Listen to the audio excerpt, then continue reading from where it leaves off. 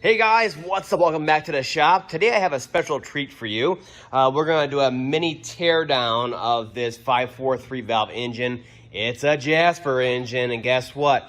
It made it around 98,000 miles, thankfully for this customer anyways, a new record probably, before it exploded. So I already pulled the valve covers off on here, and the guy maintained the oil, so why did it let loose? I have no idea. But what happened is the rod, I guess, came through the side of the block there. And it was just puking oil out of there like crazy. Sounded horrible.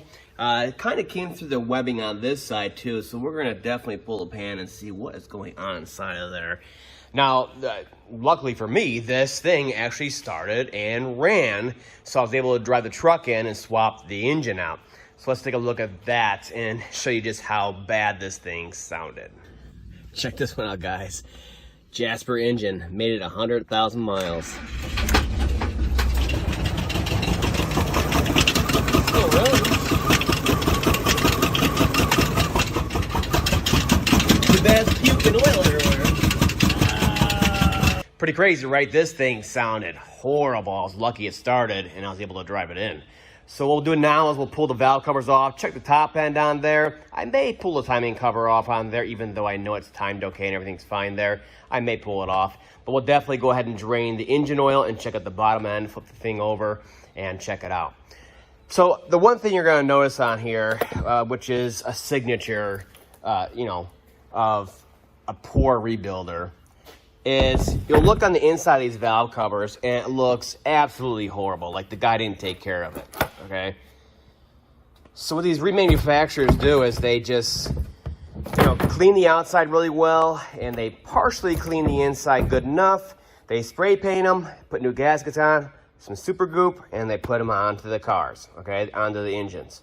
They never really clean the inside of the valve cover too well. So all this buildup in here is from the last engine that these were installed on. And look how bad this is. Now, by contrast, let's take a look at the engine itself.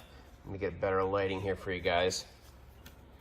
So you can look inside of here, you can see the guy was using full synthetic like he said. And everything's nice and clean. Now, if this engine was neglected and they had all that buildup on the covers, we would see the same kind of varnish, just not as thick, all over the cam lobes and everything else. The casting of the head here, all that stuff, we're not seeing it.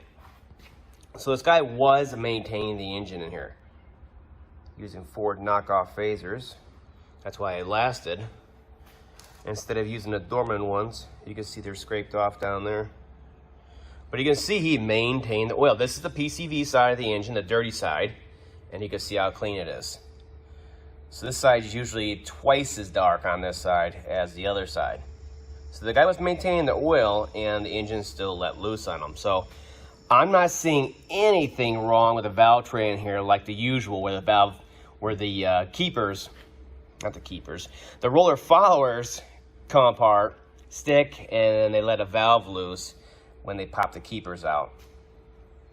Everything's intact on the upper end here. Looks like the timing's all intact. All that stuff.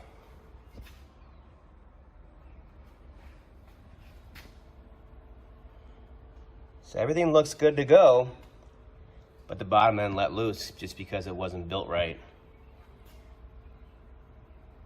So what we're gonna do now is we're gonna go ahead and we're gonna drain the oil, let you guys see that, and then we'll flip it over and we'll check out the bottom end.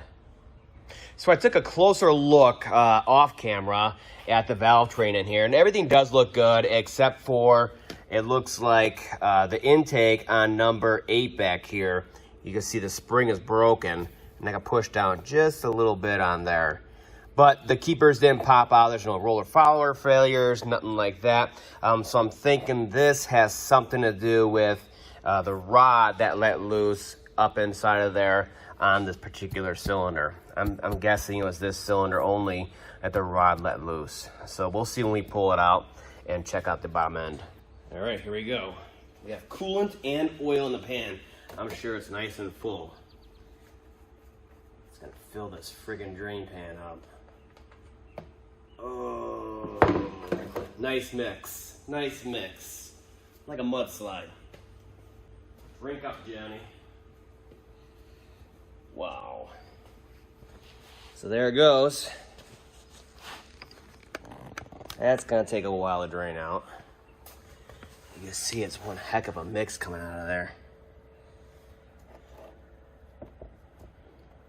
Oh yeah. Good stuff. So we're gonna see what's really going on inside of there pretty soon here, once this drains out. All right, here we go. Moment of truth, huh? It's gonna be very interesting pulling this pan on here. The one thing I noticed looking down in here, I know at least the rear cylinders were pumping out coolant, you know, coolant oil mixture. The cats were just full of it. You'll see at the end here me smoking the neighborhood out, trying to clear it out. But look at this one right here. The freaking valve stem is missing. It broke off in there and it just caused havoc. Front ones look okay. Normal. And I think on this side, okay. And that one's full. Yeah, that's the slurry mix that I had down in the cats. Look at that. Ugh. All right, let's go ahead and get to it. I'm gonna try just one-handed so we can get in there and check it out together. Should be loose at this point. Get the pan at least. I gotta get past the pickup in the goop. Woo! Super goop. Wow. So we have much more going on here than just a rod. Who wants to play the game and guess what these pieces are?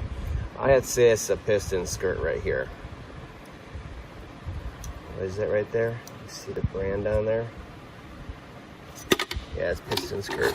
Looks like it's all aluminum. Wow. All right, so let's look over here. Let me get it. Wow, guys, wow. Let me get a paper towel and we'll check this out. All right, I'm back, fresh glove. So, yeah, this definitely looks like, wow. This is an extra thick piece right here. That looks like the piston top right there. You see that? Gets thick here. Wrist pin goes here, and then the other one was just like a piece of the skirt on there. And this looks like the retainer for that wrist pin. Looks stinky, but what else could it be down in there? All right, let's go ahead and check it out. Let me see what's going on here. So let me get a good light in here. Show you guys. So it all looks pretty darn good. You know, in the front cylinders. Looks like they use Ford chains in here. Looks like a 340 or 360 milling pump, HV. Oh, not too bad. Whoa, look at that, baby. So let's see. That right there, the twirlies. This one right here is the oil control ring. And this one too. And then that squiggly one was also, these are the wipers, and then the other one is the oil control ring on there for the piston that blew up in here. Where'd it go? Anyways, doesn't matter. What else we got in here? These little pieces. And then this, of course, is the compression ring right here. A little thicker one. Oh boy. So why do all this stuff go like this? Yamahama. So that's where the piston came from, because all you can see the connecting rod and wrist pin are in there still. I'll let this thing focus. I'm gonna try to zoom in for you guys. Oh yeah, much better. Yep, that's what happened. So once the piston came apart and it hit the head, that's where you get all the coolant introduction after that, and everything's just downhill from there. Wow. So that's what, driver's side, third one back. So that's 7, that's cylinder 7. We can see pieces in here, but it looks like the rest of these cylinders are okay. In the front here, I don't see anything too crazy. So 7 grenaded, lost the piston, and then, wow, this one is really bad, guys. Really bad. Let me zoom you in once again here. So that's a counterweight right there, and that is, you can see the piston down in there, way down in there, and half a connecting rod right there. There's the other half wedged in between the counterweight and the block. Wow. So down here at the caps, at the main journals on here for the rods, it looks like everything held together. It was up by the wrist pins where it let loose, and you can see the damage over here. So let's see if we can look down this side. Everything's sticking my light. Okay, hey, the thrust washer's okay. You see it right there, the thrust washer? No, you can barely see anything. Might have to steal some chunks out of here for memories, huh?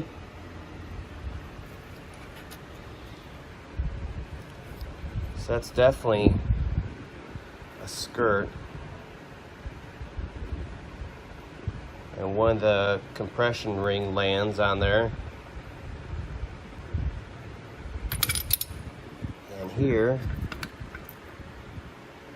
is a beat up, wow, piston top. Oh man. Can you imagine? You know, this one's done for, this one's connected actually. Got a lot of pieces in it though. So this side was still connected, but both, it looks like 7 and 8 let loose, and chunks were just being thrown around here. That's how it got to the side of the block here. So you know, half the engine's coming apart except for the crankshaft, it seems, and the thing still started and ran. I was very, very lucky to get it in like that. Bye-bye. So let me try to grab this one. This rod seems like it's okay. So for whatever reason, you know, 7 and 8 over here had a real problem. And the pistons just disintegrated. Let me see if I can angle this just right for you guys and get a better zoom without me taking apart too much here. Oh yeah, there we go. That's the cylinder head right there. Same thing over here. Wow, wow, wow, wow, wow. Man, oh man. So yeah, that's that, man. It's 7 and 8 on the driver's side here that let loose, and that's why it destroyed the block over here. Apparently the rod was flying around in there and hit this side, of course, and then came out that side too on there. Look at that. Let's see if I can push it, and it just crack out of there. Oh, it's still holding. So, yep, but that's all. I just want to show you guys the destruction on the inside of this thing here, because it's pretty freaking crazy inside of here. If you look around, I mean, it's disgusting inside of here. This is gonna be a complete meltdown. All right, so we got it running. Starting to clear out all the oil.